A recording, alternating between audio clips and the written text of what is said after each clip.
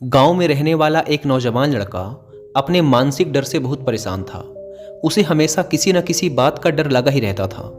कभी वह यह सोचकर डरता कि पता नहीं उसका भविष्य कैसा होगा, वह खुद के और अपने माँ बाप के सपने पूरे कर भी पाएगा या नहीं।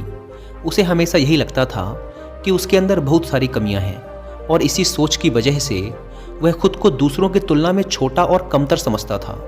यहाँ तक कि उसे लोगों से खुलकर बात करने में भी डर लगता था। जब वह लोगों के साथ उठता बैठता या बातें करता तो उसे लगता कि लोगों का ध्यान सिर्फ उसकी कमियों की तरफ ही है। इसीलिए वह लोगों के सामने असहज और घबराहट महसूस करता था। उसे इस बात से भी जलन होती थी कि उसके आसपास के लोग उससे आगे कैसे निकल रहे हैं, और साथ ही उसे इस बात का डर भी लगा रहता कि कहीं उसके मित्र या आसपास के लोग उससे आगे न निकल जाएं, और अगर ऐसा हुआ तो वह उनके सामने छोटा और कमज़ोर साबित हो जाएगा। और इसी पिछड़ने व कमज़ोर साबित होने के डर से वह पता होने के बाद भी अपने मित्रों और साथियों के साथ ऐसी किसी भी जानकारी या अवसर को साझा नहीं करता था जिसमें उसे लगता था कि सामने वाला उस जानकारी या अवसर का फ़ायदा उठाकर उससे आगे निकल जाएगा। वह मानसिक रूप से इतना भयभीत और कमज़ोर हो चुका था कि उसे दूसरे लोगों को असफल होता हुआ देखकर खुशी मिलती थी।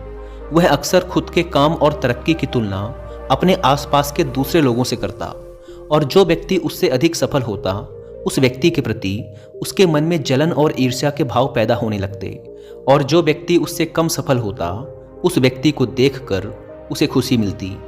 अपनी इस तुलनात्मक और नकारात्मक सोच व डर की वजह से वह नौजवान अक्सर अशांत ही रहता था, और उसे पता भी था कि यह डर और तुलनात्मक सोच उसके लिए ठीक नहीं है। यह उसे पीछे की ओर खींच रही है, लेकिन फिर भी बहुत कोशिश करने के बाद भी वह अपने इस मानसिक डर और नकारात्मक सोचने की आदत को छोड़ नहीं पा रहा था, और समय के साथ उसका यह डर और भी अधिक बढ़ता जा रहा था, जिससे वह और भी अधिक चिंता और तनाव से घिरता जा रहा था, लेकिन कुछ भी कर नहीं पा रहा था। तभी अचानक उसे एक दिन एक बौद्ध भिक्षु के बारे में पता चला, जो कि उसके पड़ोस के गांव में बने बौद्ध मठ में ही रहा करते थे। वे बौद्ध भिक्षु एक ध्यानी व्यक्ति थे और उनके बहुत सारे शिष्य भी थे।